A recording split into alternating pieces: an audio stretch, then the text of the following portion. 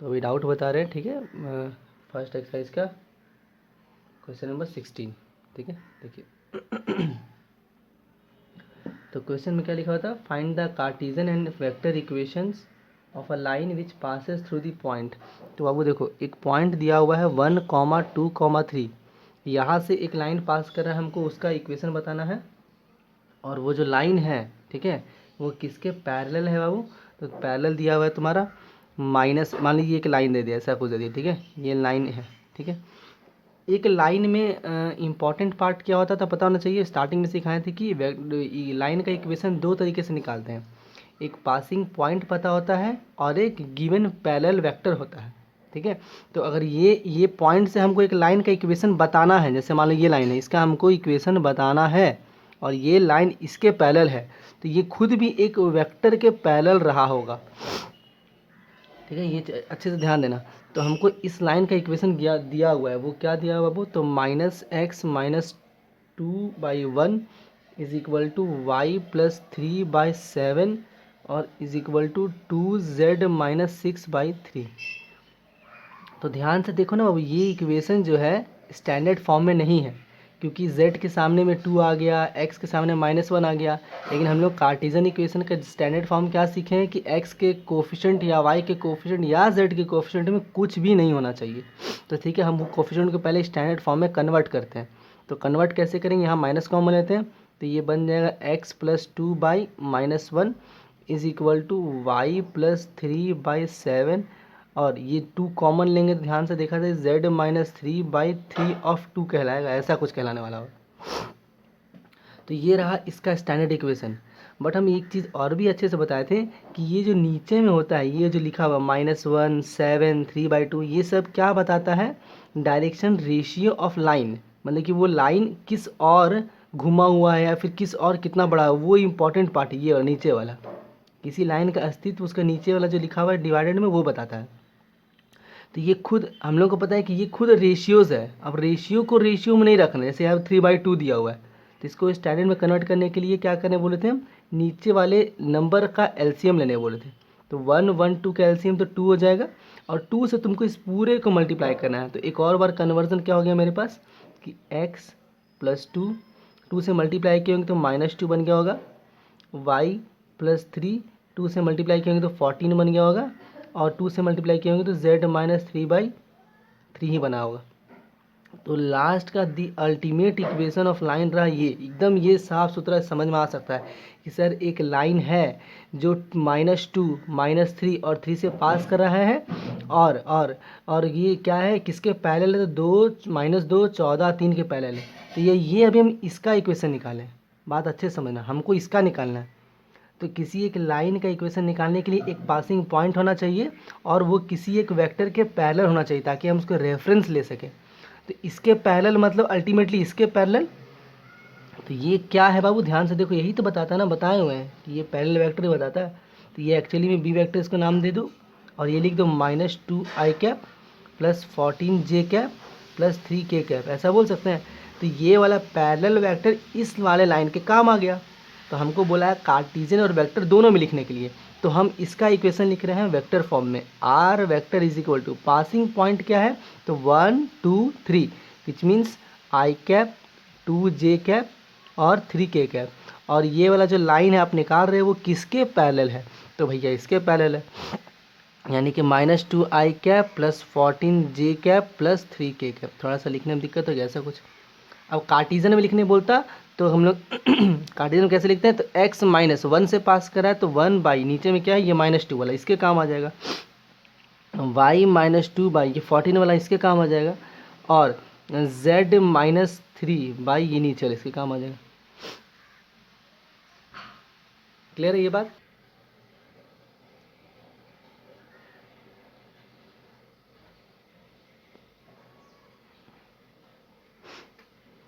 वो दिसंबर का एंड तक में हम कंप्लीट करवा देंगे, ठीक है। ये बस ध्यान से अच्छे से सुनना, दिसंबर के एंड तक में पूरा सिलेबस कंप्लीट हो जाएगा। बस वही है कि तुमको फिर बनाना है, और फिर जैसा भी जिसका भी जो भी दिक्कत होगा, ठीक है।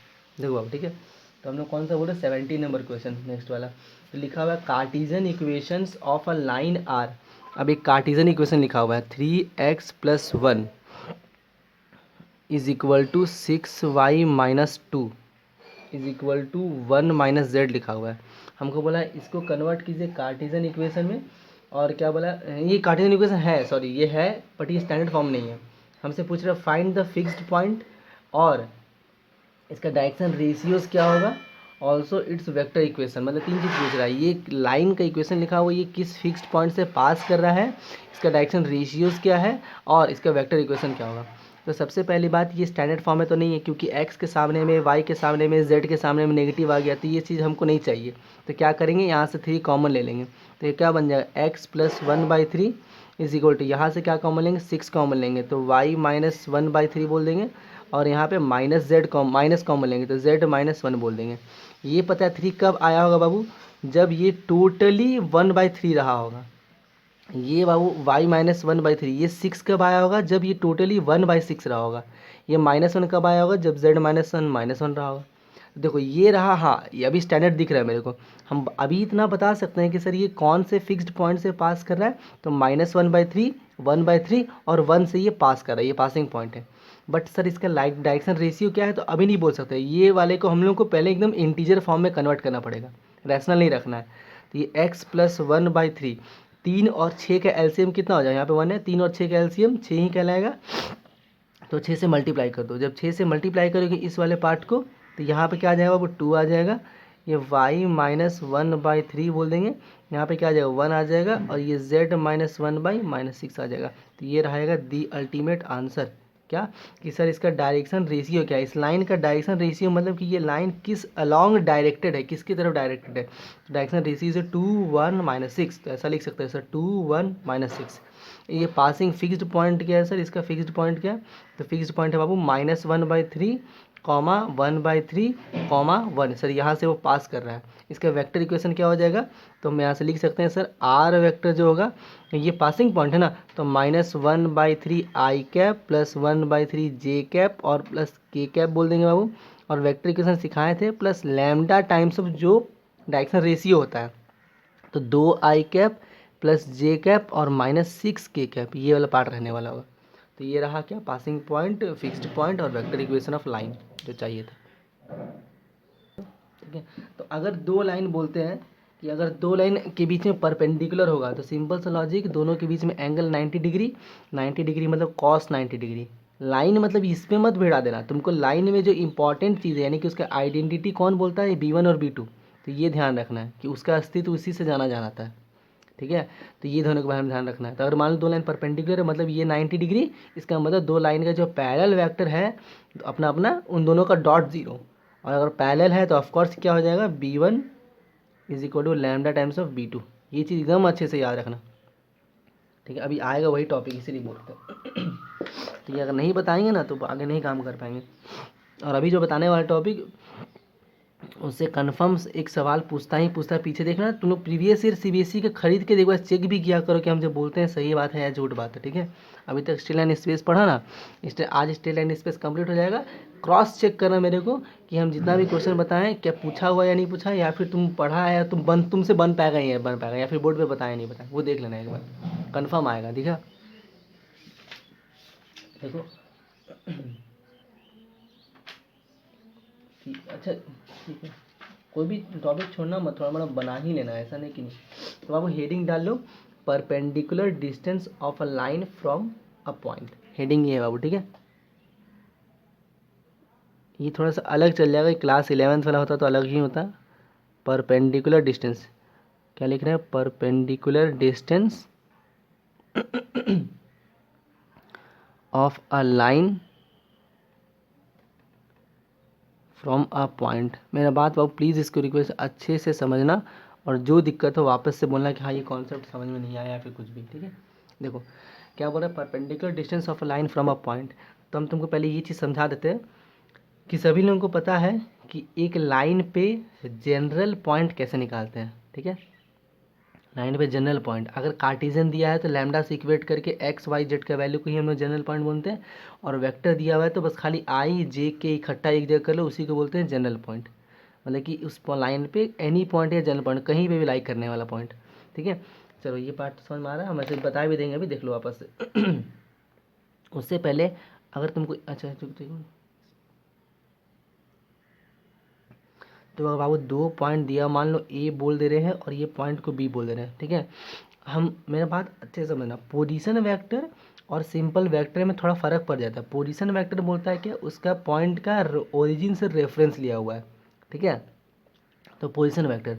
और नॉर्मली वेक्टर बोलेंगे तो ये किसी और एक वेक्टर से माइनस करके दूसरे वेक्टर निकाला गया, मतलब किसी एक पॉइंट से। जैसे अगर तुमको बोलते हैं मान लो इस ए पॉइंट का पोजीशन वेक्टर ए वेक्टर है, इस बी पॉइंट का पोजीशन वेक्टर बी वेक्टर है, इसका तात्पर्य ये है कि ये दोनों ओरिजिन से रेफरेंस लिया गया है, ठीक है। तब बोलिए पोजीशन मतलब ये ए और बी ये जस्ट एक पॉइंट है।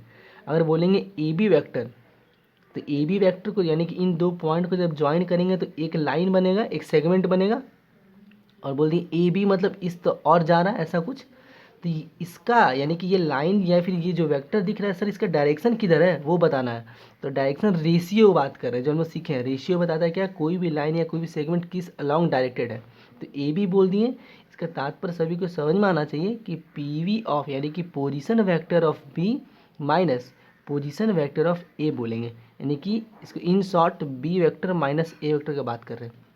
ये भी इस्तेमाल करने वाले हैं, इसीलिए चलो देखते हैं ये क्या आ गया, वेक्टर आ गया। अगर हम तुमको कोई और एक वेक्टर बोलते हैं तो वो भी वेक्टर बोल देते हैं। और दोनों वेक्टर अगर परपेंडिकुलर होगा तो फिर डॉट वाला ही लगा देंगे कॉन्सेप्ट, यानी कि जीरो, ठीक है।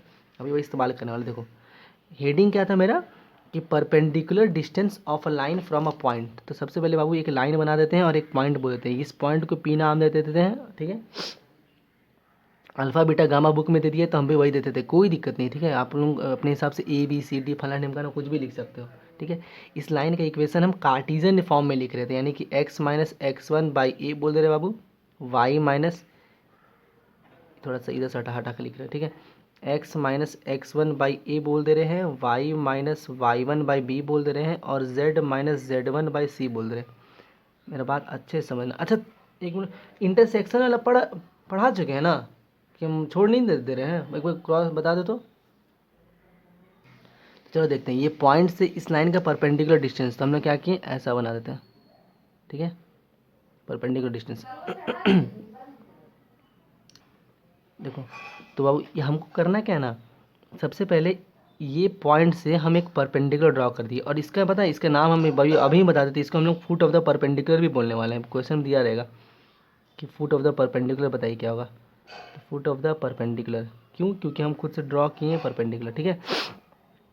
तो इस लाइन का जनरल पॉइंट सभी को पता होना चाहिए, लैम्डा से इक्वेट कर देंगे तो एक्स का वैल्यू क्या आएगा, डायरेक्ट लिख रहे हैं a lambda minus x one plus x one. तो ऐसा बोलते हैं कि ये x one plus a lambda आने वाला है। वाई का वैल्यू क्या बोल देंगे, y one plus b lambda, और जेड का value c one plus z one plus c lambda. ये चीज़ ध्यान रखना। तो हम ऐसा मान लेते हैं कि सर इस लाइन का जो तुम यहाँ से ड्रॉ किए ये वाला पॉइंट क्या है, एल पॉइंट से डिनोट कर लेते हैं, और इसका जनरल पॉइंट निकाल के रख लिया, यानी कि x one plus a lambda comma y one plus b lambda comma c one z one plus c lambda. ये रहा इसका ये पॉइंट, हम ऐसा मान लें कि यही पॉइंट क्या है, जनरल पॉइंट है। किसी को दिक्कत समझने में अभी तक नहीं ना, दिक्कत हो प्लीज़ बोलना हो, ठीक है। कुछ अलग स्टेप नहीं किए, पॉइंट से परपेंडिकुलर ड्रॉ के लिए ये परपेंडिकुलर यहाँ लाइन पे कहीं पे हिट किया, उसको हम लोग फुट ऑफ द परपेंडिकुलर बोलते हैं। और उसी पॉइंट को हम लोग जनरल पॉइंट मान लें कि वो पॉइंट ये है, क्योंकि लाइन पे हमको कहीं पे भी एक जनरल पॉइंट मानना होगा, तो मान लें कि ये है। अच्छे से बात समझना, हमको पता है कि ये वाला वेक्टर और ये वाला वेक्टर या फिर ये लाइन या फिर ये लाइन क्या है, आपस में परपेंडिकुलर है। तो जब भी कोई दो वेक्टर या दो लाइन परपेंडिकुलर होगा तो उन दोनों का b1 वाला कंपोनेंट यानी कि रेशियो, दोनों का रेशियो, अच्छा बोलेंगे दोनों का रेशियो का डॉट क्या होना चाहिए, जीरो होना चाहिए। यानी कि इस लाइन का तुमको रेशियो पता है, वो क्या है, ए है, बी है, सी है। लेकिन इस वाले लाइन का तुमको रेशियो नहीं पता है। तो दो पॉइंट के हेल्प से अभी जस्ट पीछे एक बताया था एग्जांपल देके कि हम लोग रेशियो निकाल सकते हैं। चूँकि हम पी एल से ड्रॉ किए हैं, यानी कि ऐसा पी से ड्रॉ किया गया पी एल, ऐसा बोल दें कि पी एल फाइंड करने का कोशिश कर रहे हैं। तो पी एल का डायरेक्शन रेशियो या फिर पी एल का डायरेक्शन ऐसा लिख दें कि direction ratio of P L वो क्या होने वाला होगा।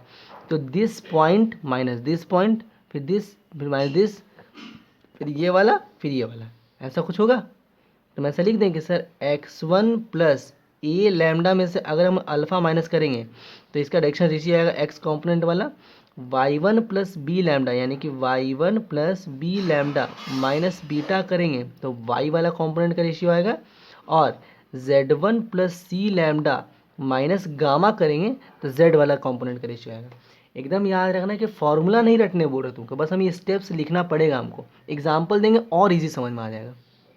बट स्टेप क्या रखना है कि पॉइंट से परपेंडिकुलर ड्रॉ किए और जहाँ पे हिट कर रहा है उसको हम लोग जनरल पॉइंट मान लेंगे, और हम लोग पहले पीएल का डायरेक्शन रेशियो निकालेंगे, तभी जाके रेशियो और रेशियो का डॉट जीरो होने वाला होगा, तो वो दिखाना पड़ेगा ताकि हम लैम्डा निकाल सकें। ठीक है, तो क्या किए कि रेशियो निकालें। रेशियो कैसे निकालें, बहुत कोई गलती करता है कि सर इसी को डायरेक्शन रेशियो मान लेता, नहीं ऐसा नहीं होगा, इस पॉइंट में से ये माइनस करना पड़ेगा, तब जाके तुमको इस लाइन का या फिर इस वेक्टर का डायरेक्शन रेशियो पता चलेगा।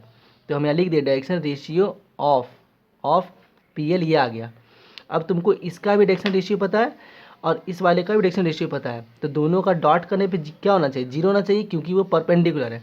यानी कि इसका एक्स का कॉम्पोनेंट और इसका एक्स का कॉम्पोनेंट इंटू प्लस इसका एक्स वाई का कॉम्पोनेंट, इसका वाई का कॉम्पोनेंट प्लस इसका जेड का कॉम्पोनेंट और इसका जेड का component plus sorry is equal to zero होना चाहिए। मतलब ये वाला पार्ट इंटू ए प्लस ये वाला पार्ट इंटू बी प्लस ये वाला part into c equal to zero, क्योंकि हम लोग को पता है दो वेक्टर का डायरेक्शन रेशियो का वैल्यू क्या होना चाहिए, डॉट करने पे जीरो होना चाहिए। कब, जब वो परपेंडिकुलर होगा तब।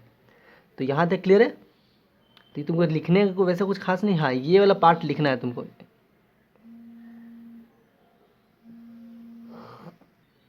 देखो तो कोई दिक्कत है समझने में। तो क्वेश्चन वही था कि एक पॉइंट है 0,2,3 यहाँ और एक लाइन है यहाँ पे, ये जो इक्वेशन लिख दी है कार्टेशियन फॉर्म में, बोला कि इस पॉइंट का पी से जब आप फुट ड्रॉ करोगे यानी कि परपेंडिकुलर ड्रॉ करोगे तो ये जहाँ पे भी हिट कर रहा है लाइन को परपेंडिकुलरली उसका हमको कोऑर्डिनेट बताना है, फुट ऑफ द परपेंडिकुलर जो लिखे हैं, लेंथ बताना है पी एल का क्या होगा, और पी का जो इमेज होगा वो क्या होगा। हमको तीन चीज़ निकाल के दिखाना है इस क्वेश्चन से। अगर ये सीख लेगा ये पूरा एक्सरसाइज या फिर पूरा टॉपिक इसी पे बेस्ड है और कुछ अलग नहीं, एक भी चीज़ अलग नहीं होने वाला होगा। ठीक है, सबसे पहला स्टेप क्या सिखाए थे हम, बताने कि आपको जहाँ पे ये हिट कर रहा है उसी को जनरल पॉइंट मान लेना है। तो इस लाइन से हम लोग जनरल पॉइंट निकाल सकते हैं। कैसे, ये सीखे हुए पहले भी कि लैम्डा से इक्वेट कर दो, एक्स का वैल्यू निकाल लो, तो ये 5 लैम्डा और जो 3 है उधर जाएगा तो -3। तो ऐसा बोलते कि सर एल वाला पॉइंट वो क्या है, 5 लैम्डा -3 है, यानी कि एक्स वाला कोऑर्डिनेट। वाई कोऑर्डिनेट कितना है, तो 2 लैम्डा प्लस 1, तो यहाँ लिख दिए 2 लैम्डा प्लस 1 कॉमा, और क्या बोल देंगे 3 लैम्डा -4, ये रहा एल कोऑर्डिनेट, एल का पॉइंट का कोऑर्डिनेट ये सब है। ठीक है, अब ये आ गया तो हम पहले अगला स्टेप क्या निकालने बोले थे, डायरेक्शन रेशियोज ऑफ पीएल, ये बोले थे डायरेक्शन रेशियोज ऑफ पीएल।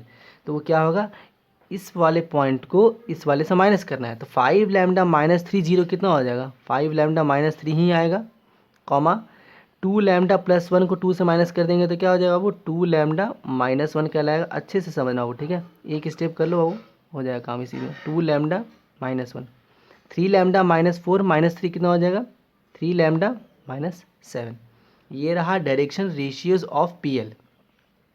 मेरे को पता है कि पीएल और ये लाइन आपस में क्या है, परपेंडिकुलर है, तो ये पीएल का डायरेक्शन रेशियो और लाइन का डायरेक्शन रेशियो का डॉट करने पे ज़ीरो होना चाहिए। तो लाइन का डायरेक्शन रेशियो क्या है, तो यहाँ पे हम लिख देते हैं कि डायरेक्शन रेशियो ऑफ लाइन, या फिर गिवन जो है गिवन लाइन लिख देना। तो क्या है, 5 है 2 है 3 है, यानी कि 5 है कॉमा 2 है कॉमा 3 है। तो ध्यान से अच्छे से समझना बाबू, ये डायरेक्शन रेशियो ऐसे लिखे हैं, अगर तुम आई जे के टर्म्स में लिखना चाहोगे तो वो भी लिख सकते हो। यहाँ पे ध्यान से देखें, यहाँ पे लिखा हुआ है क्या, 5 लैम्डा -3 आई प्लस 2 लैम्डा -1 जे प्लस 3 लैम्डा -7 के cap. Direction ratio of line मतलब 5 to 3, तो इसको भी ऐसे लिख सकते हैं 5i प्लस 2j प्लस 3 के, वो दिखना चाहिए मन की आंखों से, देखो बाबू थोड़ा वो दिख रहा होगा। ठीक है, तो उन दोनों का डॉट करेंगे तो अपने को पता आई के साथ जाता है, जे के साथ, के साथ, तो सेम केस यहाँ पे भी। तो हम लोग को पता है फॉर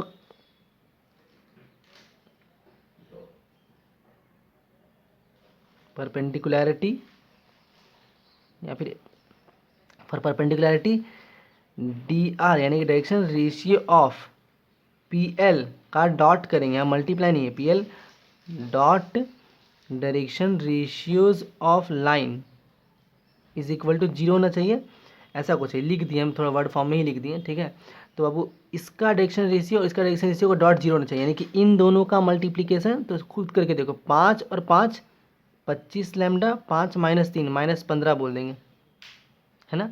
और 2 इंटू 2 प्लस लिखेंगे फिर से, 2 और 2 4 लैम्डा माइनस 2 बोल देंगे, 3 और 3 9 लैम्डा और ये माइनस 21 बोल देंगे, इज इक्वल टू 0। चेक करके देखो क्या होता है, 4 और 9 13, 13 और 25 कितना, 38 लैम्डा बोलेंगे, ठीक है। -21 -2 -23 और -15 -38 उसको उधर भेज देंगे 38। तो यहाँ से साफ साफ समझ में आ गया कि सर लैम्डा का वैल्यू 1 आने वाला है। अच्छे से समझा, लैम्डा का वैल्यू 1 आ गया। तो तुम जो पॉइंट माना था एल वाला, वो जनरल पॉइंट ये था। अब ये किसके इक्विवेलेंट हो जाएगा, तो ध्यान से देखो, एल वाला कोऑर्डिनेट यहाँ पे ऐसा लिख देते, सेक्शन बना देते, ठीक है। जगह तो कम पड़ जाएगा, वैसे मिटाना पड़ेगा हमको अभी। तो एल वाला कोऑर्डिनेट क्या हो जाएगा मेरे पास, लैम्डा 1 पुट कर दो, 1 पुट कर दो यहाँ पे, तो 5 माइनस 3 2, 1 पुट कर देंगे तो 3 और 1 पुट कर देंगे तो -1। तो ये रहा फर्स्ट वाले का आंसर, यानी कि फुट ऑफ द परपेंडिकुलर, ये है फर्स्ट वाला आंसर आ गया। सेकंड क्या है, लेंथ ऑफ पीएल। तो लेंथ ऑफ पीएल हम यहाँ पे बना दे रहे, जगह ना होने के कारण लेंथ ऑफ पीएल, यानी कि पीएल का लेंथ और रूट अंडर, तो ये पॉइंट तो पता चल चुका है ना। तो 2 माइनस 0 का स्क्वायर 4 बोल देंगे, प्लस 3 माइनस 2 का स्क्वायर यानी कि 1 का स्क्वायर ऐसा बोल देंगे, प्लस -1 -3 यानी कि 4 -4 का स्क्वायर 16। सम करो इसका कितना है, √21। तो ये रहा सेकंड वाले का आंसर मेरा, ठीक है। तो ये रहा सेकंड, यानी कि लेंथ ऑफ पीएल आ गया। थर्ड वाला ये हम खुद से ऐड किए थे, तो ये हम सिखा रहे, देखो इमेज ऑफ पी बोला। अब मेरा बात अच्छे से समझना, इमेज ऑफ पी का मतलब क्या होगा कि पी वाला पॉइंट कहीं मान लेते इधर इन कहीं आएगा, जगह नहीं है। अच्छा रुक जाओ पहले, ये समझ में आ गया सभी को, हटा दें, क्या करें बाबू, ये वाले पार्ट को हटा दे रहे हैं। अब लिख रहा है या स्क्रीनशॉट कर रहा है, जो भी करा आप लोग कर लो अपने हिसाब से, ठीक है। देखो बस खाली यही है कि भूलना मत, यानी कि पी का इमेज के बारे में बात कर रहे हैं। तो मेरा बात अच्छे से समझना कि पी का इमेज मतलब ये वाला जो लाइन है ना, इन दो पॉइंट, मान लेते हैं कि हम पी का इमेज, पी को क्यू बोल देते हैं और इसका हम कोऑर्डिनेट बोल देते हैं x, y, z बोल देते हैं। तो ये वाला जो पॉइंट है, जब इसको ज्वाइन करेंगे ऐसे करके, ये वाला पॉइंट ऐसे ज्वाइन करेंगे, तो ये वाला एल वाला पॉइंट पी और क्यू के लिए क्या कहलाएगा, मिड पॉइंट, ठीक है। क्या कहलाएगा, पी और क्यू के लिए एल वाला पॉइंट मिड पॉइंट। तो हमको तो एल का कोऑर्डिनेट पता है ना एग्जैक्टली, वो क्या है 2 3 -1। तो ऐसा बोल सकते हैं कि इक्विवेलेंट किसके, 2 3 और -1 के।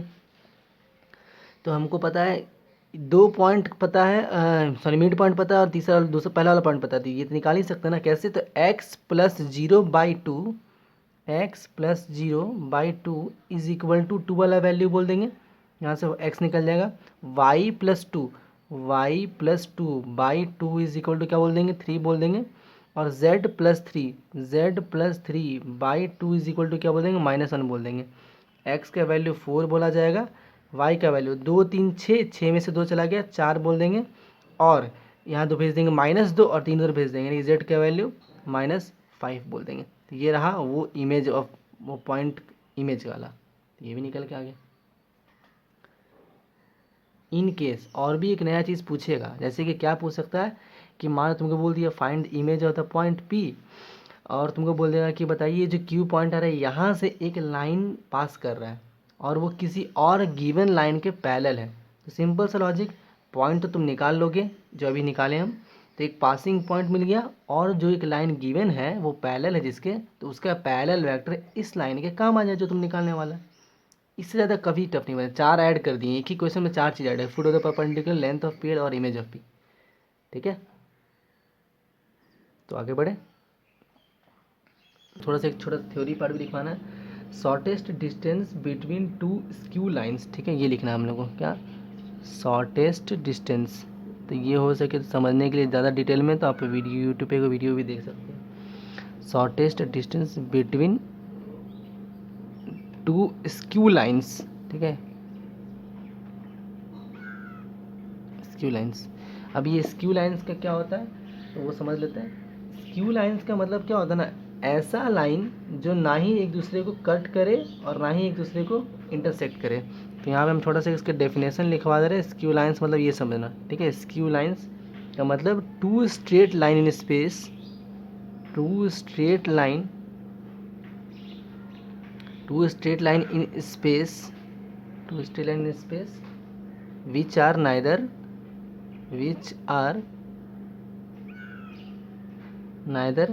intersect, so neither parallel or nor intersecting each other, are called skew lines। ठीक है, ये डेफिनेशन है। इसका मतलब क्या, स्क्यू लाइन्स का कॉन्सेप्ट क्या है कि ऐसा दो लाइन जो ना ही एक दूसरे को कट करे और ना ही वो एक दूसरे के पैरेलल होने वाला है। इससे हमको ये समझ में आता है कि वो जो दो लाइन होगा वो एक प्लेन में तो लाई नहीं करने वाला है, क्योंकि अगर एक प्लेन में कोई लाइन लाई कर रहा है तो सिंपल सा लॉजिक, या तो वो पैरेलल हो सकता है। अगर मान लो ये बोर्ड मेरा एक प्लेन है तो इस प्लेन पर अगर ये दो लाइन लाई किया जा रहा है तो ये दोनों लाइन या तो पैरेलल होगा या फिर कहीं ना कहीं पे इंटरसेक्टिंग होगा। ठीक है, तो ये स्क्यू लाइन्स के लिए उल्टा हो गया, कॉन्ट्राडिक्ट कर गया। स्क्यू लाइन्स का तात्पर्य है कि दो स्ट्रेट लाइन ना ही कट करे और ना ही क्या हो, पैरेलल हो। इसका मतलब ये दो लाइन कहीं दूसरे प्लेन में लाई कर सकता है, कैसा भी, टेढ़ा भी। ठीक है, ये दो लाइन जो होगा ये क्या बोलते हैं, दो लाइन जो होगा वो दो अलग अलग प्लेन में लाई कर रहा होगा, ये बात अच्छे से समझ लेना। ठीक है, और अब एक बात समझाते हैं। अब दो प्लेन क्या होगा ना, बेसिकली दो प्लेन मानना कि पैरेलल होना चाहिए। ठीक है, दो प्लेन पैरेलल होना चाहिए तभी बात कर पाएंगे। ठीक है, दो प्लेन पैरेलल, जैसे कि एक फ्लोर मान लो और एक मान लो एक जो ज़मीन वाला जिसपे तुम पैर रखता है फ्लोर मान लो, और एक रूफ मान लो, छत हो। ठीक है, तो दोनों पे मान लो हम ऐसा कर दिए हैं, दो प्लेन सिखा दे, देखो ऐसा कुछ मान लो। ठीक है, ये मेरा फ्लोर है और ये हवा में ऐसा है। ठीक है, देख तो नहीं पाएगा अच्छे से वीडियो में, ऐसा कुछ बोल रहे हैं। तो ये फ्लोर पे लाइन लाई कर रहा है, ये लाइन लाई कर रहा है। ठीक है, और ये एक मान लो यहाँ पे एक प्लेन है उस पर लाइन लाई कर रहा है, तो दिख रहा है कि साफ साफ कि ये दोनों एक दूसरे को कट भी नहीं कर रहा है और ना ही पैरेलल है। तो हमको इन दोनों के बीच का परपेंडिकुलर डिस्टेंस निकालना या फिर शॉर्टेस्ट डिस्टेंस निकालना, उसको बोलेंगे। तो ये कॉन्सेप्ट हम तुमको पहले ही बोल रहे हैं, थोड़ा सा दिक्कत होगा समझने में, तो तुम क्या देखना है, यूट्यूब से देख लेना। हालांकि मतलब समझा दिए। स्क्यू लाइन्स का मतलब क्या होता है, ऐसा दो लाइन जो ना ही एक दूसरे को कट कर रहा है और ना ही एक दूसरे के पैरेलल है, विच मीन्स कि सर वो दोनों लाइन्स दो डिफरेंट प्लेन में लाई कर रहा है। अब तुमको वीडियोस देखे तो वहाँ समझा दे कि दो प्लेन भी क्या होना चाहिए, पैरेलल कंडीशन पे होना चाहिए। ठीक है, तो इतना डिटेल में हम लोग कभी पूछेगा नहीं, बस हमसे इतना पूछे कि सर आप शॉर्टेस्ट डिस्टेंस बता दो, बस इतना। ठीक है, तो देखो शॉर्टेस्ट डिस्टेंस, तो हम फॉर्मूला है वो एकदम कंठस्थ कर लो, मतलब कर लो। 4 मार्क्स में डायरेक्टली गोटा पूछता है ऐसे उठा के क्वेश्चन कि find shortest distance between these two lines, बस। तो हम मान लेते हैं कि लाइन L1 है बाबू। ठीक है, वो क्या लिख रहे, r vector is equal to A1 vector plus lambda times of B1 vector बोल रहे। एक लाइन L2 है और ये क्या बोल रहे हैं, r vector is equal to A vector plus mu times of B2 vector बोल रहे हैं। ये दो लाइन है और हमको इन्हीं दोनों के बीच में बोला गया है क्या, ये निकालने के लिए शॉर्टेस्ट डिस्टेंस। ठीक है, तो दो लाइन अगर दो लाइन शॉर्टेस्ट डिस्टेंस निकालने बोला जाए, बस ये वाला पार्ट। तो अच्छे से समझना इस वाले बात को। डिस्टेंस का फॉर्मूला याद रखना अपने को, मॉड लगा दे रहे क्योंकि वैल्यू पॉजिटिव आना चाहिए, याद रखना ऐसे B1 vector cross B2 vector का डॉट A2 माइनस A1, यानी कि A1 A2 vector minus A1 vector whole divided by magnitude of B1 cross B2 बोलेंगे, ऐसा कुछ याद रखना पड़ेगा। पहले ही बोल रहे हैं हम, यहाँ स्टार्ट करें क्या, B1 B2, तो तुमको लिखना है A2 माइनस A1। मान लो तुम्हारे पास दो लाइन है, तुम अगर इसको B1 डिसाइड कर लिया, इसको B2 डिसाइड कर लिया, तो तुम B1 क्रॉस B2 बोला तो A2 माइनस A1 करना, ना कि A1 माइनस A2। यहाँ पर थोड़ा ध्यान रखना है। ठीक है, यहाँ पे थोड़ा ध्यान रखना है, A2 माइनस A1 करना है। और डिवाइडेड बाई ये क्या है, मैग्नीट्यूड है इसका, B1 क्रॉस B2 का। तो तुमको मगर दो लाइन दे देंगे तो तुम आराम से बता सकते हो कि सर दोनों में B1 B2 तुम डिसाइड कर लो और A1 A2 भी तुम डिसाइड कर लो। जैसे कि फर्स्ट लाइन में अगर B1 डिसाइड कर लिया तो वही A1 हो जाएगा, सेकेंड वाले को B2 बोलेंगे तो वही A2 हो जाएगा। तो ये फॉर्मूला रटना है।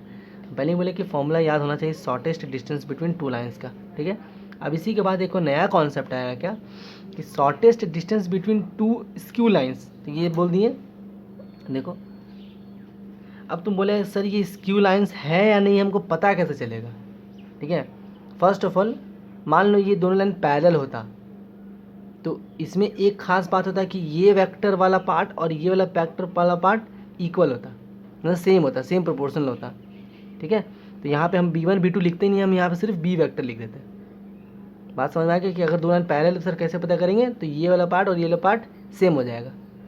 अब अगर सर दो लाइन इंटरसेक्टिंग हुआ तो सिंपल सा लॉजिक, दो लाइन अगर इंटरसेक्टिंग है तो कंफर्म कहीं ना कहीं जाके वो एक दूसरे को इंटरसेक्ट करने वाला है। अब जब इंटरसेक्ट कर रहा है तो उनके बीच का शॉर्टेस्ट डिस्टेंस क्या होगा? 0 होगा। तो ये नोट करके लिखना है कि नया तरीका मेरे को मिला फाइंड करने का, क्या कि जब अगर टू लाइन्स इक्वेशन होना चाहिए, ठीक है, जब दो लाइन अगर एक दूसरे को इंटरसेक्ट कर रहा है तो क्या दिखाना है मेरे को? शॉर्टेस्ट डिस्टेंस का वैल्यू 0 के बराबर दिखा देना। पहले भी सीखे थे कि दो लाइन इंटरसेक्टिंग है तो क्या होगा, कैसे दोनों का जनरल पॉइंट निकाल के इक्वेट करते थे। 3 इक्वेशन आता था लैम्डा और म्यू के टर्म्स में, फर्स्ट 2 इक्वेशन से लैम्डा म्यू निकालते थे, तीसरे में पुट करते थे, वो एक तरीका था। अब यहाँ पे एक तरीका कि अगर दो लाइन इंटरसेक्टिंग है तो फर्स्ट से शॉर्टेस्ट डिस्टेंस का वैल्यू दिखा देंगे 0, और अगर 0 हो गया मतलब वो इंटरसेक्टिंग था। तो मेरा बात अच्छे से समझना। तो ये भी लिख सकते हैं क्या, यहाँ पे नोट करके क्या लिख सकते हैं कि condition for two given lines to intersect, condition ये है। ठीक है, क्या कंडीशन है ये वाला पार्ट 2, यानी कि तुमको बस इतना दिखा देना है कि b1 क्रॉस b2, अगर प्रूफ करने बोला जा रहा है तब का बात कराओ। ठीक है, b1 cross b2 dot a2 minus a1 का वैल्यू 0 हो गया, इसका मतलब वो वाला लाइन जो है इंटरसेक्टिंग लाइन है। अब यहाँ पे मूल मंत्र क्या है ना, देखो क्वेश्चन में पूछता है तुमसे कि क्वेश्चन सिंपली पूछता है कि आपको दो लाइन दे दिया गया, बस इतना बोला कि प्रूफ करके बताइए कि ये इंटरसेक्टिंग है या नहीं है। तो तुम ये कंडीशन अप्लाई कर देना फट से, एकदम लाइन लिख के एकदम साफ सुथरा एकदम ये लिख देना, दिखा देना। अगर सिर्फ पूछा है कि इंटरसेक्टिंग है या नहीं तो ये, और अगर पूछ दिया कि इंटरसेक्टिंग भी दिखाना है कि है या नहीं है, और अगर इंटरसेक्टिंग है तो किस पॉइंट पे, मतलब पॉइंट निकालने बोल रहा है, तो ये स्टेप मत अप्लाई करना, यानी कि ये तरीका मत अप्लाई करना जो पीछे सीखे वो, क्योंकि अल्टीमेटली तुमको पॉइंट निकालने के लिए लैम्डा और म्यू का वैल्यू निकालना ही पड़ेगा। तो तुमको बेसिकली 2 लंबा रास्ता चूज़ करना पड़ जाएगा। इसीलिए जब सिर्फ पूछेगा इंटरसेक्टिंग शो करो तो ये तरीका, और अगर पूछा कि इंटरसेक्टिंग के साथ साथ तुमको बताना है कि वो पॉइंट भी क्या है, तो जो पहले सीखे हुए हैं इंटरसेक्शन ऑफ 2 लाइन्स में वो अप्लाई कर लेना। तो फिलहाल के लिए आपको ये फॉर्मूला याद रखना है कि b1 cross b2 dot e2 minus a1 whole divide by magnitude of b1 cross b2 का मॉड। ये क्या है? Shortest distance between 2 lines. चलो ठीक है, ये पूरा लिख लो, फिर हम हटा देते हैं। और यही फॉर्मूला याद रखना, अगर कार्टेशियन इक्वेशन भी दिया है ना तुम्हारा लाइन का, तो तुम उसको कोशिश करना कि वेक्टर में कन्वर्ट करके ये लिख देंगे हम, क्योंकि इसका हम अब हर एक चीज़ का कार्टेशियन और वेक्टर हो सकता है, तो हम बार बार थोड़ी ना एक ही चीज़ को 2 तरीके से याद रखेंगे। याद रखना, क्या बोल रहे समझ में ना, फॉर्मूला कार्टेशियन के लिए बहुत लंबा है, इसलिए बार बार वो काम नहीं करना अपने को कि हम रट रहे हैं उसके लिए भी, ऐसा कुछ नहीं है। अगर कार्टेशियन में भी दे दिया तो वेक्टर में कन्वर्ट करके ये अप्लाई करेंगे, और वेक्टर में दे दिया तो बढ़िया बात है ही मेरे लिए। हम हर साल यही बोलते हैं कि एक ही वे याद रखो, 2 चीज़ मत रखो, कन्फ्यूज़ मत होना। शॉर्टेज डिस्टेंस मतलब यही अप्लाई करना है। तो अगर वेक्टर कार्टेशियन में दिया हो, पहले स्टैंडर्ड से पूरा अच्छे से लिख लेंगे स्टैंडर्ड इक्वेशन ऑफ कार्टेशियन, उसके बाद वेक्टर में कन्वर्ट करके ये अप्लाई कर देंगे। ठीक है, चलो इसको हम हटा दे रहे हैं। एक और लास्ट बाकी है कॉन्सेप्ट, वो हम बता देते हैं। ये था क्या? Skew lines. स्क्यू लाइन्स मतलब ऐसा 2 लाइन जो ना ही एक दूसरे को कभी कट करने वाला है और ना ही एक दूसरे कभी वो पैरेलल होगा, तो उसके बीच का हम डिस्टेंस निकाल के दिखा रहे हैं। अब अगर वही इंटरसेक्टिंग हो जाएगा तो शॉर्टेस्ट डिस्टेंस 0 हो जाएगा, और पैरेलल हो जाएगा तो बी वेक्टर वाला बात सेम दिखेगा तुमको, तो समझ में आ जाएगा हाँ पैरेलल लाइन्स है। स्क्यू लाइन्स उसको हम नहीं बोलेंगे, फिर स्पेशल है स्क्यू लाइन्स बस। ठीक है, अब यही टॉपिक है, लेकिन यहाँ पर लिख देंगे कि shortest distance between 2 parallel lines. अब पैरेलल लाइन के बीच का शॉर्टेस्ट डिस्टेंस, तो जो पीछे सीखे वही बार बार नहीं लिखवाएंगे एक ही चीज़। ठीक है, L1 वेक्टर क्या लिखवाए थे हम लोग? R वेक्टर जो था A1 vector plus lambda times of B vector बोलेंगे बाबू। दूसरा लाइन का वेक्टर का इक्वेशन क्या होगा? A2 vector plus mu times of B vector बोलेंगे। ठीक है, अब इसके बीच का शॉर्टेस्ट डिस्टेंस जो पीछे सीखे थे क्या था? B1 क्रॉस B2, उसके जगह पे सिर्फ तुमको B लिखना है बस। और इसका डॉट कर रहा है A2 कर दो या A1 कर दो, तो A2 माइनस A1 बोलते हैं, divided by magnitude of b vector. बस ये रहा shortest distance between two parallel line. कुछ याद करने का ज़्यादा डिफरेंस है नहीं, वहाँ पे पैरेलल नहीं था तो B1 क्रॉस B2 आया था, यहाँ पैरेलल सिर्फ B आएगा। ठीक है, ये याद रखना आप लोग को, बस यही था। और एक क्वेश्चन हम बता देते हैं, देखो थोड़ा सा लेंदी जाएगा इन सब का क्वेश्चन, बट क्या ही कर सकते हैं, सॉल्व करना पड़ेगा हमको। ठीक है, देखो अरे यार, ठीक है,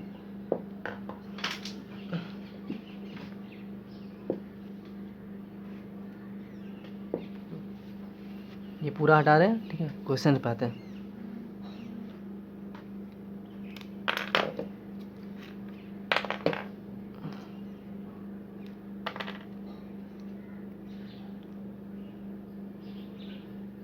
जो भी दिक्कत होगा बोलना, ठीक है, कि हाँ सही टॉपिक समझ नहीं आया, हमको वापस से बता दीजिए, अभी हम बता देंगे, लेकिन वो बोलेगा तब। देखो क्वेश्चन है मेरे पास, क्या दो लाइन दिया हुआ है कार्टेशियन इक्वेशन में। ठीक है, तो हम कार्टेशियन से देखो कैसे वेक्टर में कन्वर्ट कर सकते हैं फटाक से, उन लोग भी खुद ही वेक्टर में कन्वर्ट करके काम कर लेते हैं। देखो क्वेश्चन लिखा हुआ है क्या, x माइनस वन बाई, फटाफट देख रहा हूँ। ठीक है, x minus one by two, y minus two by three is equal to z minus three by four. ये first equation.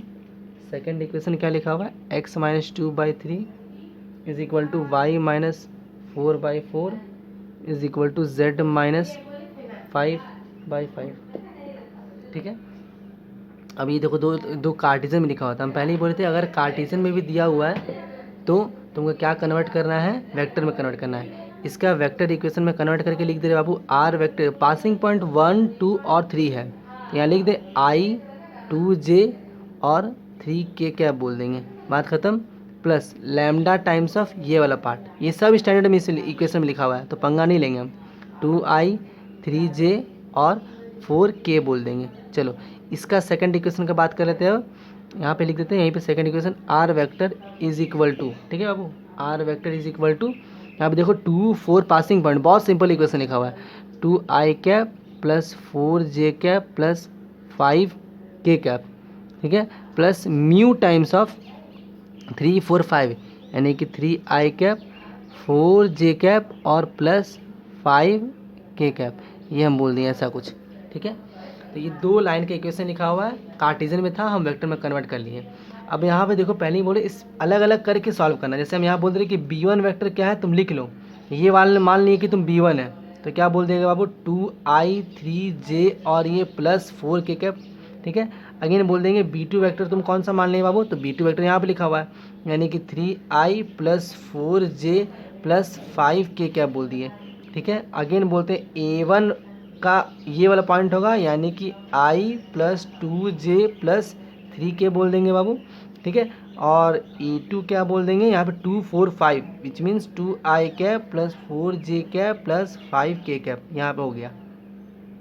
Formula shortest distance का क्या था, d इज इक्वल टू, ध्यान देखो यहाँ ऊपर लिख रहे हैं b1 cross b2 dot e2 minus a1, ठीक है, और whole divide by magnitude of b1 cross b2। तो यहाँ पे तीन स्टेप है, b1 क्रॉस b2 निकालना है, a2 माइनस a1, और b1 क्रॉस b2 का मैग्नीट्यूड निकालना है। तो सबसे पहले स्टेप निकालते हैं क्या, b1 क्रॉस b2 निकाल लेते हैं। ठीक है, तो b1 क्रॉस b2 निकालने का तरीका क्या बनने वाला होगा मेरे पास, i बोल देंगे, j बोल देंगे और k बोल देंगे, b1 क्रॉस b2। ठीक है, यानी कि 2 3 4 3 4 5, सॉल्व करके देखो, 5 3 15 और माइनस 16, तो माइनस आई क्या बोल देंगे, बीच में माइनस रखेंगे, जे बोल रहे हैं, जे वाला पार्ट। ठीक है, 5 2 10 10 माइनस 12, माइनस 2 होगा, यहाँ पे प्लस 2 जे बन जाएगा, प्लस के बोल देंगे, और यहाँ पे कितना निकल के आने वाला है ढकेंगे तो 4 2 8 माइनस 9, बेसिकली फिर से क्या आ जाएगा, माइनस के कैप आने वाला होगा। यहाँ तक आ गया b1 क्रॉस b2, यहीं पे निकाल लेते हैं b1 क्रॉस b2 का मैग्नीट्यूड, रूट अंडर 1 का स्क्वायर 1 का स्क्वायर 2 2 का स्क्वायर 4, तो 4 रूट 6 आने वाला होगा, ऐसा कुछ दिक्कत नहीं समझने में। देखो ठीक ठीक है बाबू, √6 हो गया। लास्ट है, बस ये लास्ट ही टॉपिक है, इसके बाद हम लोग अब कवर कर देंगे, कंप्लीट हो जाएगा ये पार्ट, ये हो गया।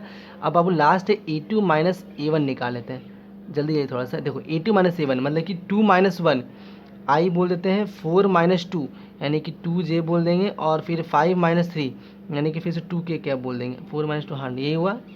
अब देखो फॉर्मूला पुट कर दो बाबू, ठीक है, यानी कि इन दोनों का डॉट B1 क्रॉस B2 निकालनी है, डॉट A2 माइनस A1 यानी इन दोनों का डॉट 1 1 माइनस 1 2 2 4 बोल देंगे, और 2 माइनस 1 माइनस 2 बोल देंगे, डिवाइड बाई √6 बोल देंगे। ये रहा शॉर्टेस्ट डिस्टेंस का फॉर्मूला। -2 और ये 1 माइनस 1 तो -3, 4 माइनस 3 1, तो 1/√6 जो होगा वो shortest distance between two lines में आ गया। देखिए तो क्रॉस चेक हम भी कर लेते हैं, हाँ आंसर भी वही है। SD किसके बराबर है बाबू, 1/√6।